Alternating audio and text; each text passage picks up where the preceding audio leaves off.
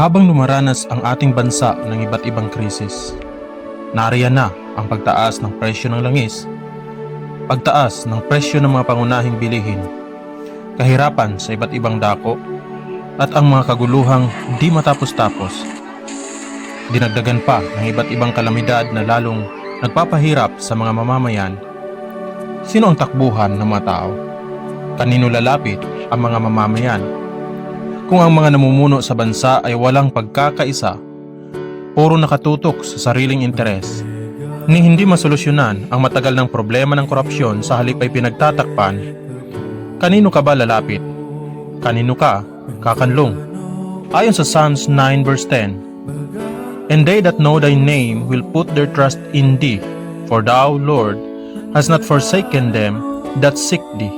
At silang nakakaalam ng iyong pangalan ay maglalagak ng kanilang tiwala sa iyo, sapagkat ikaw, Panginoon, ay hindi mo pinababayaan sila na nagsisihanap sa iyo. Anumang kaguluhan o kahirapan ang ating daranasin sa buhay, mas mainam ang pagtitiwala sa Diyos.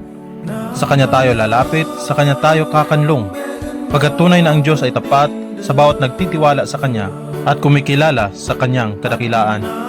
Ang mga pangako ng Diyos ay mapagkakatiwalaan, hindi katulad ng pangako ng tao na madaling magbago.